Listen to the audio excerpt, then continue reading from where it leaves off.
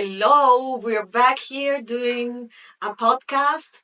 Better in heel. Why are you laughing? I'm laughing because I don't know, it was just funny. But hi everyone, we're back with Better in Heels, the podcast by Anto and Caro. I know we've taken quite a hiatus since the first 3 episodes that we put out, and I actually have 2 additional episodes that we haven't shared yet that we'll share this next time around. But we're happy to pick up the podcast in the new year now that it's 2025. I think 2024 It's almost 2025. Well, by the time they listen to this, when you see these guys, it's going to be 2025. It is like a week until New Year's actually that we're recording this. And 2024, honestly, I was looking at like the last time we recorded a podcast. I think the last time we put a podcast out was in the spring, and now so much has happened since then. Yeah. I mean, I went to Japan with my boyfriend. We got a dog. I started marathon training, which is the main topic of this episode. But my sister had a baby. The surprise baby. So yeah, about this podcast, Maybe we should have her on for the next episode. Yeah, we should, and ask her things about motherhood at 31. Okay, podcast ideas. Yeah. But anyway, this episode, actually, I was suggesting it to Antonia because I think what she did this past year, the 2024, it's amazing. Honestly, of course, she's my daughter and I can be biased, if you will, but I think what she did with the marathon, it's amazing. And I think, and the fact that we're doing this is because many people, and I feel so proud, have been telling her that she's been such an inspiration and they started running because of her. And I think, I mean, what a wonderful thing that is. If you can help anyone in any way, any shape, I mean, that's what life is about. If you can be inspiration, how do you say? If you can inspire someone with something good you do, I think it's great. So, honestly, this podcast, this episode is to talk about running and marathon training and how she started doing how I started. Because honestly, the way she started, she called me one morning. I don't remember exactly. It was one morning, November, because I decided I was going to start running November of 23. Like early November 23, the New York City Marathon had just happened. And at around this time, I had already been very consistent in my fitness journey for almost 4 or 5 years now. But really just like just like going to the gym, prioritizing health. And I kind of just wanted to take it to the next level. But never really running or anything like that. I would never run more than 3 miles. Exactly. And talking about New Year's resolution, which I think... Which, honestly, you can... But New Year's resolution is every day of your life. Okay. She just wake up literally one day, texting me, saying, hey, guess what? I just signed. She didn't even say, I'm thinking about it. She says, I just signed for a marathon. And I was like, what? Antonia, I mean, are you serious? And I have to be honest, I doubted. From 0-100. You doubted me? I doubted. No, because many things. And then she said, no, I didn't doubt it. It was so many things. Like, I mean, it's not that easy, first of all. So it's easier to give up. I think it's easier to give up halfway. Yeah, but that's anything in life. Exactly. But I mean, this is such a hard goal that you put to yourself that I think it could be easier to say, I'm done. I cannot do it because it will. I mean, you went through to a lot. And the second thing was that she says, and I have to raise $5,000. No. Okay. Let me get this story straight. Okay, just say it. It's not $5,000. Okay. First, I'm going to start off by saying in November, I think it was like the New York City Marathon was first weekend of November last year, as it was this year. But I, got so inspired by all these marathon videos that I was seeing, and I was like, well, if so many other people can do it, then I can also do it too. So to hold myself really accountable to this, really a lot of people feel that it's unattainable to run a marathon, but I'm here to tell you it really is an attainable goal. I saw people there that you wouldn't ever believe. The furthest I'd ever run was probably a 5K interval wise. Like 5K, my cardio was, not equipped to train for a marathon. So when I started texting all my family and friends saying, okay, I'm going to do this, I just signed up for the New York City Marathon. So to sign up for the New York City Marathon, which is one of the world's major marathons, there are now 7 world major marathons. It's London, Tokyo, New York City, Boston. And they added Australia, you said? Okay. Yeah. So it's London, Tokyo, Boston, New York City. Sydney was the 7th that they added. And wait, I'm missing one. Berlin. That I literally wrote. Yeah. And Chicago. So there are 7 world's major marathons. And to get into the 6 of them, because Sydney is now the 7th, to get into 5 of them. Well, it used to be 6 world majors, now it's 7, but to get into 5 of the 5 out of 6 world majors, not including Sydney, you have to either lottery into the world major, qualify by time, or run with the charity, or there's a lot of marathon tour companies that you can pay and they'll get you a guaranteed bid to run. Oh, there's so many alternatives, but it's there's only 4 ways that you can get in. It's not like you can just sign up and say like your local marathon and be like, okay, I'm gonna run this. No. But in the New York, what did you do? The New York City Marathon, because I knew I wanted to run a marathon, but I knew that if I waited to find out if I was gonna lottery, which by the way, there's only a 3% chance you're getting into New York City by the lottery, I think is the crazy statistic.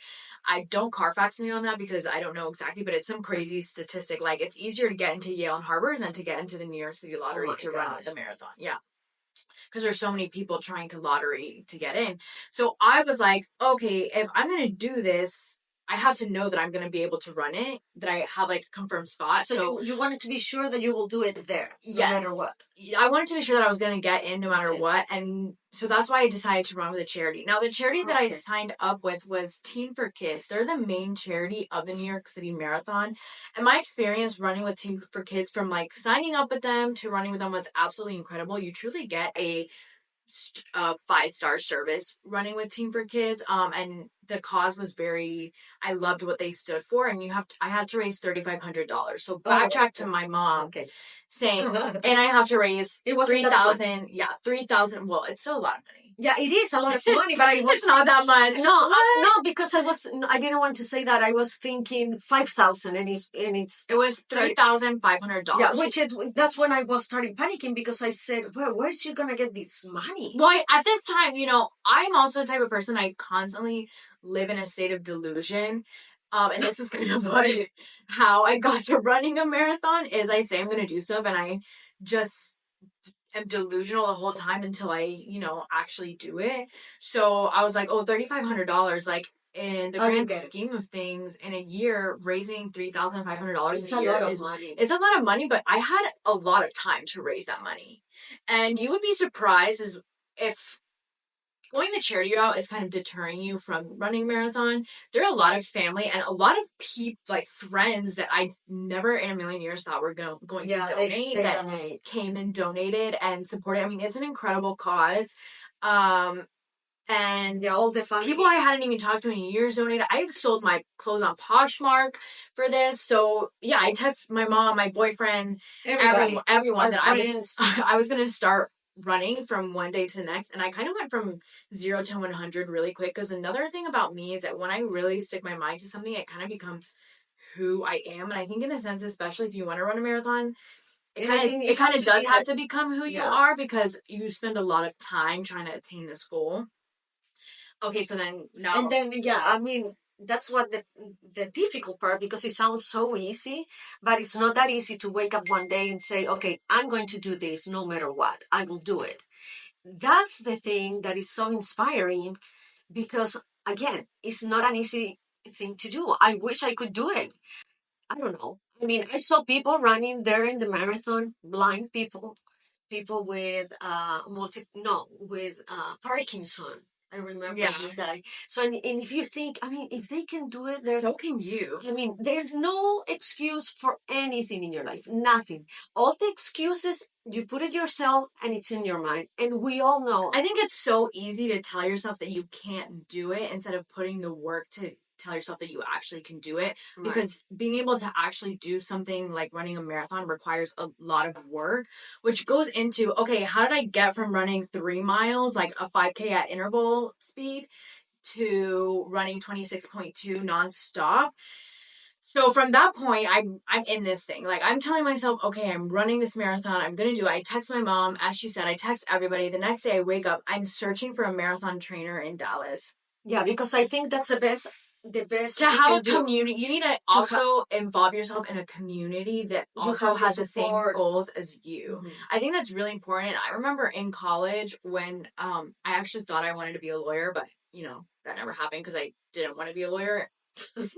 Actually, a law professor said that if you want to hunt moose, you have to go where the moose are. Exactly. In other words, like, if you, for example, want to be a lawyer, you have to hang out with other lawyers. If you want to be a runner, you have to hang out with other runners, because that is the community that is going to hold you accountable. So I spent so much time researching running groups in Dallas, like marathon trainers, because I knew, and I had the discernment to know that if I was going to run a marathon, I wouldn't be able to do it by myself, because first of all, I have no idea about running. Like, you didn't know anything, not nothing. How to start, the piece, all these languages. A PR, didn't know what that was. I was convinced I could sub 4 my first marathon. A sub 4 is like run a sub 4 first marathon. And I remember my coach, when I first met him, he was great. He was like, oh, that's a great goal to have. And now that I know, there's so many things that we don't have an idea. Yeah. We think like, oh, okay, it's just like going out and start running. No,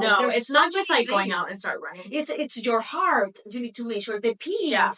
There are so many things. Don't you say, like, what piece do you run? Pace. Oh, pace. Sorry, pace. I'm pace. Like, what is that piece? Pace. What are you saying? Well, people will understand. Pace, guys. Pace. That's what I meant. So there's so many things that you have to follow to do this. And the worst part for me would be waking up at 4 a.m. Okay, well, let me get to that point. So at this point, I'm researching marathon groups. I found an incredible group in Dallas of other like-minded individuals, marathon runners. And I loved this group in particular because they had different paces. So, for example, they had a group called 3-1. So you run 3 minutes, walk a minute, run 3 minutes, walk a minute. And I think that starting off, that's how you started. That's how I started. I started in that pace group. So the trainer told you exactly how you're going to start. You get to this group. Well, he knew I didn't have any prior running experience, but really, you also don't really need a group. There's an incredible app called Runna that RUNNA that you can download, and you can put in all your information, and it'll basically do a training schedule for you. But also for safety purposes, you did. For safety purposes, I didn't want to run by myself in Dallas. So there's 3 pace groups, and the first pace group was great because at this point, since I knew I was going to run the New York City Marathon, I wanted to start running a half marathon. So I did my first training cycle ever, which was for the Washington, D.C. rock and roll half marathon that Dad did with me, was so I could understand what a race day is, because I'd never raced in a running race before. And that was fun also. That was fun. So for that training cycle, since I had no prior running experience, I did the 3-1 method, which I think is an incredible method to that's run. What you did. It's a lot. Marathon? That's my training cycle for the half marathon. Yeah, I didn't run 3-1 for the half, but let me get to that. Okay. Let me get to that. I'm wondering because I don't know so many things. All the things that you're saying, probably for all the girls or people are listening to us, is also new. So there's it's new. So I'm going to explain to you. So for my half marathon, I think if you start running 3-1, to do a half marathon before. It's a good idea to do a half marathon before a full marathon, but I'm saying you want to start running in general, it's less intimidating if you start running in intervals than if you are like, oh, I'm trying to run a mile straight and I can't get through it. It's like it's also because your cardio is not there yet. or there's one going to be question. other factors. Did you check with a doctor before? Because I think at least your dad did. When her dad also, my Well, husband. Dad was like in his 40s when he started Yeah, running. but anyhow, he went to the doctor and he makes sure. Did you do that or it's not I had necessary? I had just had my yearly Physical. Yeah. physical, and I told her that I was gonna run the marathon. She was like, "Do you want me to do like everything came in perfect?" I had been working out for Okay. like 5 years, so there was no reason why I wouldn't. There was nothing that Yeah. I was in. No, but I mean, in I'm not a doctor, so like right. I If you can't guys give are that thinking, advice. But if you guys are thinking of doing it and you have any doubt, you can ask your doctor and yeah, like always check with your yeah, doctor. I don't know, because it's a lot of cardio involved. yeah, but I mean, I don't know. I don't. Yeah, your age, you don't need I'm it. 27 years old. Yeah. That like didn't really cross my mind. But so I think it's a lot less intimidating if you start running the 3-1 method, and that is what I did. So I ran with this group. I ran 3-1 method. They prepped me for the half marathon. Half marathon day comes, and that is So March. hold on, one question. Your first time that you went to this group, you signed up, you went to this group. That first time you ran 3 miles and stop for a minute, like 1 mile stop, 1 mile stop. No, so the way that the 3-1 method is you run 3 minutes, walk a minute. Until you get to your desired mileage. Oh, I thought it was you run 3 miles, stop, walk 1 minute, run. Yeah. No, it's 3 minutes, 1 minute. 3 minutes, 1 minute. 3 minutes, 1 minute. Until you reach the desired distance that you want. Oh, okay. But I don't recommend like starting directly with 4 miles. I think you should start. I started with 1 mile, and then I did 2, and then if you did 2, you can do 3. And then if you did 3, you can do 4. And then I really did kind of every. And you did it on the treadmill also? No, I hate treadmill running. Oh, okay. That's why it's good to find a community you can run with. Because treadmill running is also not going to get you equipped for a race on the road. And it's a totally different type of running on the tread. Yeah. I think, I wouldn't recommend training for a race on a treadmill at all. Like, actually, I would never recommend something like that. Yeah. But no, this group was great because they really got me prepared. And there are so many apps that will also get you prepared to run a marathon. But I needed the community. I did the 3-1 method. It was a lot less intimidating running that way than really just starting to run and kind of getting discouraged. It was a lot more encouraging to run that way because I knew physically I was able to do that. And then I remember 2 weeks in, I did my longest run ever, which was 6 miles. And that was kind of at that point, like 6 miles, okay, that's my base. So then I built off 6 miles, and then I would do like Tuesday speed works, Thursdays, a medium to long run, which was always 6 miles, especially. And then the weekends on Saturdays, I would do my long run. And your long runs, like each week you increment the mileage each week. Yeah. Wow. On the long runs. And I would wake up at 4 a.m. to meet with this group just because I hate running by myself.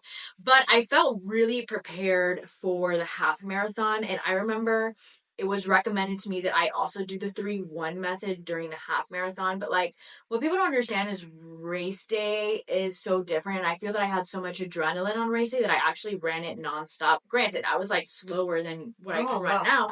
But I did run it nonstop because I felt great, and the adrenaline really, there was a lot of adrenaline on that half marathon day. I'm going to do it. I'm going to do it. So after I finished that half marathon, I had about a month and a half until I started training for my actual marathon. And I remember at that point, I was ready to move up to the next pace group, which they just run nonstop. If I can run a half marathon nonstop, I can train nonstop now.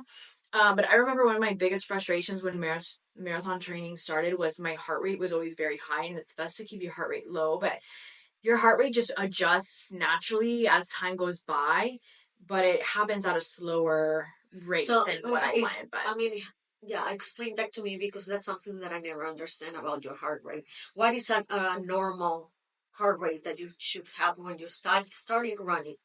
Well, for every person, it's different. Heart rate is a very personal thing, but for me personally,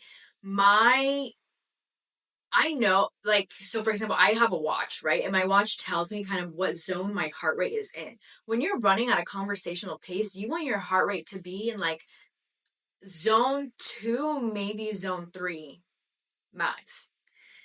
But when you're first starting out, like there's times where 80% of my run was in a zone 4, which zone 4, like your heart is pumping really fast. It So doesn't your mean you're heart running rate, faster. no, your heart rate is direct. No, it doesn't mean you're running faster, but my heart was getting accustomed to running, period. So it doesn't necessarily, like, your heart rate really. So that's something that you would notice when you start running. You would notice a difference in your heart rate. Yes, and especially like the better your endurance gets, the better your heart rate gets. Like your endurance is directly tied to your heart rate. Exactly, you get tired easily. Yes. Okay. Well, you can't sustain longer distances for a long time if your heart rate is in like zone 4, zone 5. That's not sustainable for long distances at all, because think about it, my heart would be pumping at 190. I can't sustain that for a long time. That's the whole reason why I can't run like an 8-minute mile, because my heart rate will be very high. Like that's a sprint for me. And as the years go by and as I continue running, my heart rate will lower and lower and lower, and then I can get faster. Because if I can keep my heart rate in a specific zone for longer times, then I can get faster at running and stronger at running. But when you first start out, I try not to pay attention too much to my heart rate, because I knew my heart rate was, not going to be where I wanted it to be, just because my heart was just starting to get accustomed to running. But I paid more attention to how I felt physically in my runs. And as long as I could sustain a conversation like this while running, then I knew that I was good, no matter what my heart rate said. Because at the end of the day, my average heart rate was going to be like 175. And I'm like, oh my gosh, that's kind of really high. My ideal heart rate would be like 145 if I'm running, but I'm not there yet, and I've never ran with a 145 heart rate. But hopefully one day when I get like, I've only been running for a year, and I'm also not a trainer. I'm not a certified trainer. I'm not a certified nutritionist. I'm not a doctor. So I'm just like telling you my personal experience. Running. I mean, it's even, this is the shock that I have. We were laughing with her boyfriend, Elio, because she started buying tennis shoes like there was no tomorrow. And then, lucky me, I was getting it because she says, they're used already. I cannot keep running with this. Like wheels, when your tires, no, but it's like true. when Like your car running tires shoes. So that's like another topic. But I mean, yes, there's a lot to consider between heart rate, your pace, shoes, your tennis shoes, your and also knees. not all shoes are gonna work for every single person. Like shoes are also very personal to the See? runner. Like running is a very personal experience, and up until like the clothes you use. So Would you say it's an expensive sport? yeah. Well, yeah. I would say it's an expensive sport. Or maybe you're lucky enough that the first tennis shoes you wear would be. But you tried many different. I tried many different ones, and the tennis shoes that I used for my half marathon training and the half marathon race, I actually ended up hating. So I switched my tennis shoes, and so this is the thing. Like when I started marathon training after the half marathon, I switched to New Balance. I absolutely love New Balance shoes so much, but I got a pair that I would use like during the week, my regular training runs, and then same brand. New Balance. New Balance. Not the same brand that I used for half marathon training. Oh, I just said that I switched it. Oh, okay. Yeah, I understood that you switched. Okay. Yeah. So and then So what was the first brand you were using? Sauconys. I personally didn't like Sauconys, but there's a lot of people that do. And for my long runs, I also use New Balance, but a different type of New Balance shoe. So I love the New Balance Rebels for like my weekly mid distance runs, and then for my long runs, I use the New Balance Super Comps, which I love the New Balance Super Comps, and they carried me up until the marathon. But yes, shoes, and this is I think a lot of runners, or if you're just starting. If you're just starting off running, like your shoes aren't going to last you for years. I mean, these shoes last 300 miles, and when you're training for a marathon, 300 miles goes by fast.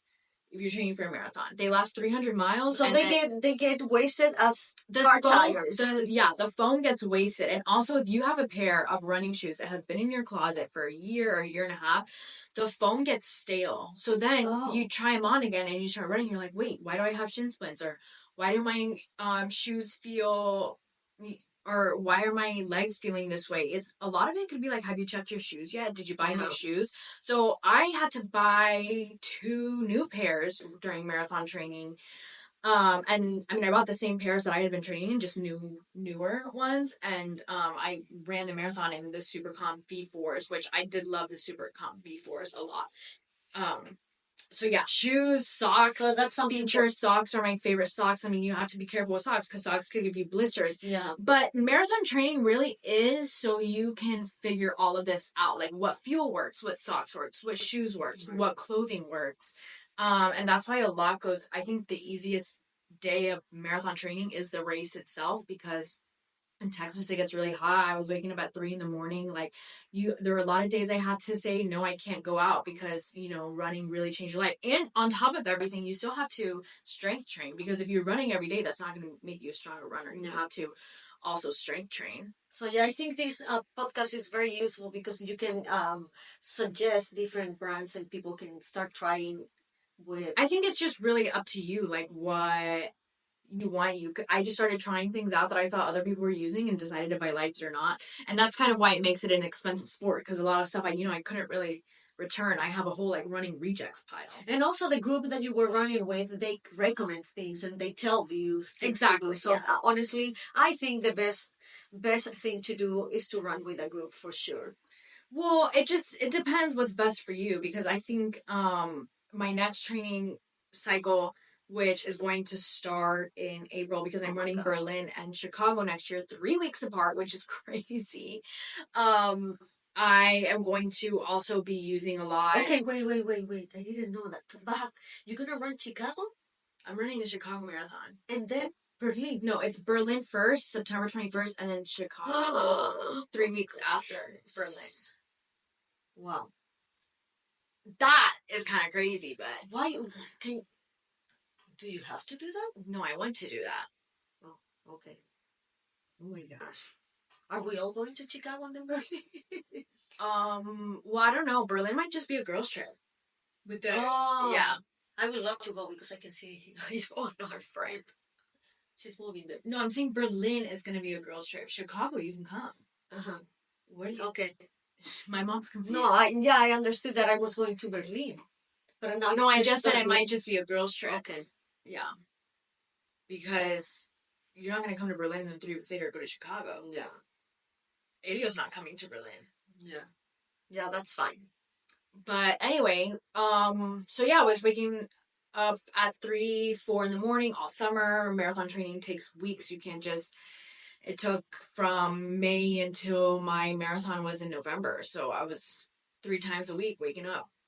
Wow, yeah, it's a lot. I mean, I saw that, and also the patient that your boyfriend had was a lot because honestly, what? Because our whole lifestyle changed. Yeah, the things you were eating, waking up super early, going to bed super early, kind of boring too. Like, I mean, there's a lot. So this is a commitment for sure. If you decide to do it, there's nothing that can stop you to do it because I just think you have to be fully committed to making the lifestyle changes that are required to train for a marathon. And I am very lucky that my family and my boyfriend were very supportive. But I can imagine that if Elio was not Elio, he probably would have broken up with me. Yeah. To be honest, because imagine you're dating a girl that can't go out on Fridays, she can't do anything Monday nights, and she can't do anything Wednesday nights, and she can't go out on Fridays. Yeah, and you're gonna do that again? Yeah. Not going out on Fridays? Mom, I have to wake up at 4 in the morning to run like 15, 16 miles. Well, see, that's I'm not going out on Fridays. Are you okay with that? Yeah. That's something that you also need to consider if you have a family that, you have to arrange your schedule and all those things. Yeah, I mean, I'm saying if you want to like marathon train right, it's so easy to get injured running. Like, running is the easiest sport to get injured. If you don't train right, you could be out for a long time. Yeah. So that is why I do, because I'm not going to run by myself. No way. I don't. I mean, it's not only for safety things. I'm not saying every single Friday. Oh my gosh. No, I mean, might be a Friday where I can't go on Saturday morning and I have to figure out how I'm going to run 15 miles by myself the next day. Well, the good thing now is that you already know what to expect. Since I know what to expect, I think I can be a little bit more lax on my training. Exactly. I'm not going to be lax. I'm running 2 marathons 3 weeks apart next year. Yeah. Yeah, that's a lot. That's a lot, and I want to do it right. And my training, I love running. I think, it's your sport right now. It's your hobby. That would be something that you would I do think for that really life. just shows you, exactly, it really just shows you how capable you are. And I want to run even later on when I have kids. I want to run when I'm pregnant. I want to run after pregnancy. I want to keep doing races. I think I just want to see how far, And I how think much I can get, and how much I'm going to improve too. I really want to improve my PRs now that I know my PR. I want to improve, but it's a sport that really does take over your life. So you have to have people that support you in that. I mean, my boyfriend, he doesn't care. He's like very supportive of this. Yeah, that's a good thing that he's supportive. Which is great. I did ask him if we were still in the talking stage, if he would have kept dating me. Oh my god. He said no. No, because you get so boring. Yeah, and I mean, mean, really you also boring. need to think that you also need to think that you have a couple life. So it's like, yeah, but either I stop having a couple life and I live just for myself and doing the stuff. No, I don't think it's that. I think that in a relationship you have to support each other in the things that you both want to do. Like I can't just put my whole life on hold and do whatever. No, not on hold, but you have to find a middle ground for both of you. Like, okay, I support you for sure because that's what a partner does, support you. But I also know that we need to be together. We need to do things together. Yeah, we do things together. So it's not on the days that I don't run, we do things together. And he's starting to get into running too. So I think that's we can do that together because he's been super interested in it. I mean, and this then you just run a half marathon together. Well, yeah, but he was faster than me that day. Well, yeah, I mean, and I think that's awesome that you two did that together. I think it's a wonderful thing when you find something with your partner to do together. Yes. I'm obviously more intent. Like we literally got a running dog. We got a German short-haired pointer because I don't want to run by myself. So I got a dog that can actually run long miles. Like this sport isn't going away. And Elion is very supportive of that. And he's supportive of me wanting to get this 6-7 star World Major Marathon medal. I'm going to run all of the World Major Marathons. Yeah, and maybe he will start doing it too. Well, he said the only marathon he would run is Tokyo. Oh, really? Just because he wants to go to Tokyo. I don't know. Mom, I mean, it's just like what we've been saying. Marathon training is not just like a walk in the park. Anyone can do it. And I've always been very open that anyone can do it. But it's not just something that you can just decide to sign up for a 5K tomorrow. Like, signing up for a 5K tomorrow is very different than signing up for 26.2 miles. Yeah. I mean, 26.2 miles. You say it is, we can say easy, but when you see how long it is, it was hard. Wow. It was a very hard thing to do. Yeah. It was very hard. And the marathon in New York, honestly, it was such an incredible experience. Like, I think World Major Marathons are just such an incredible experience because the crowd, it was the people, eclectic, the people. I mean, I could do a whole other episode about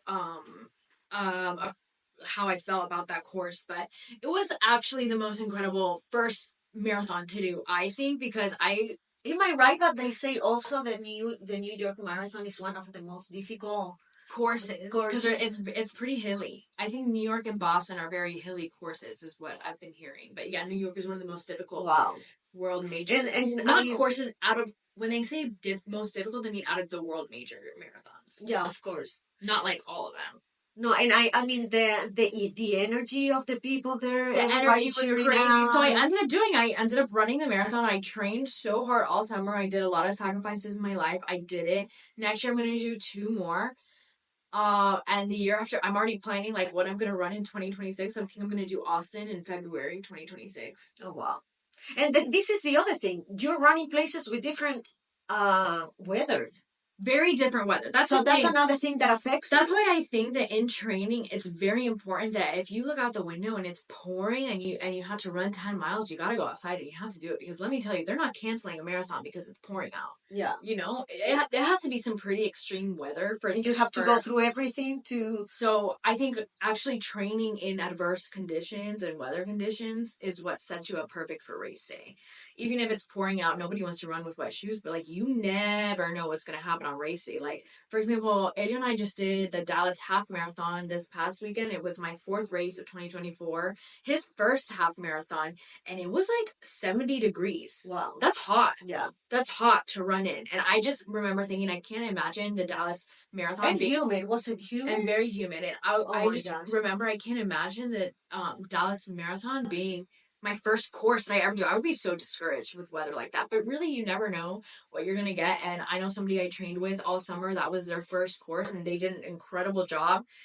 And yeah, I mean, it's a lot to consider when you're running, but it's probably the best thing that I've ever done and I ever will. Like, it's incredible. I honestly think it's so important for anyone to find something that you to Which do now we something can for talk about. yourself. Now we can, yeah, I think that's a perfect segue to go into New Year's resolutions.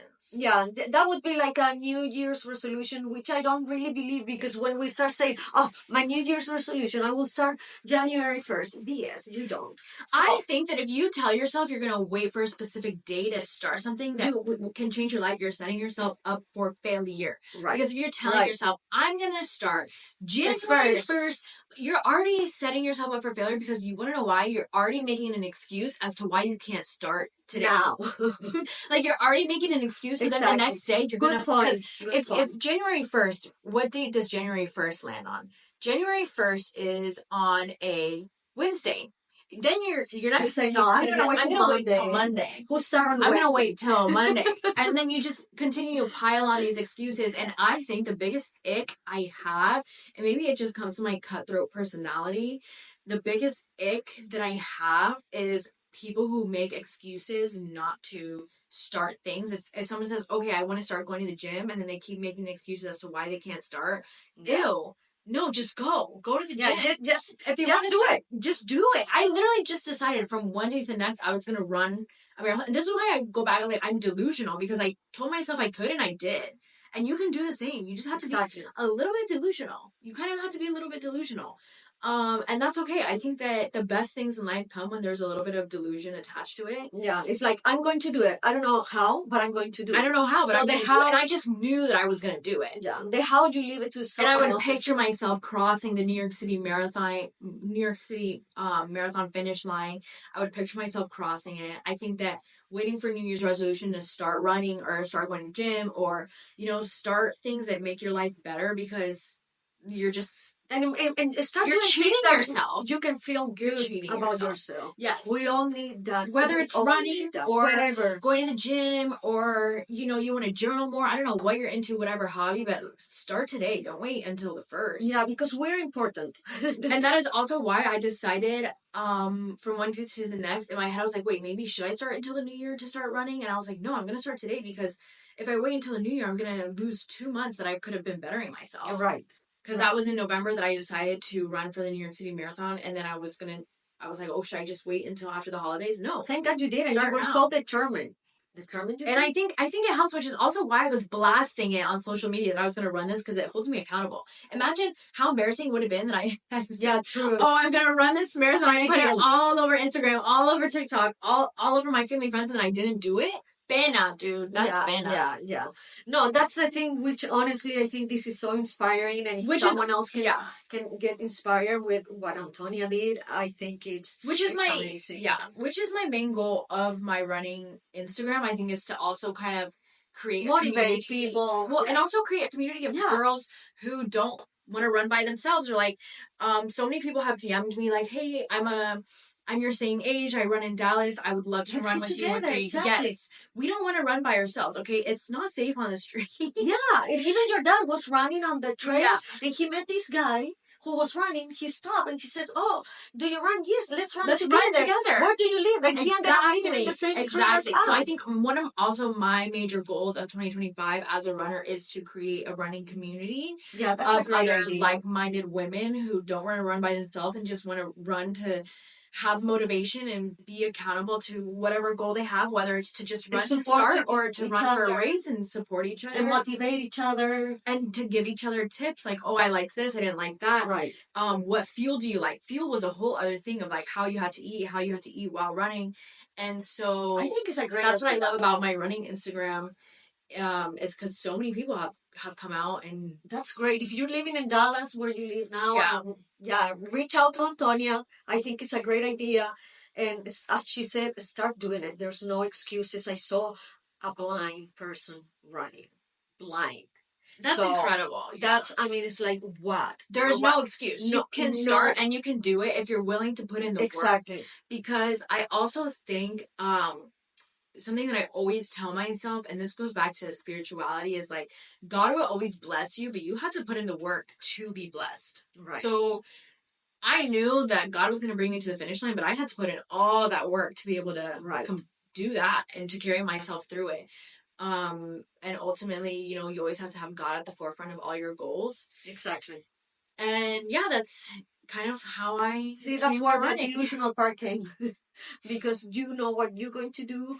The how, just give it to God or the universe. Yeah, I know what I have to do, but like the finished product, that's up to God. As long as I put in the work, it'll happen. Exactly. And I think anyone can do anything. You can put your mind to. So yeah. So honestly, I think that's why we wanted to do.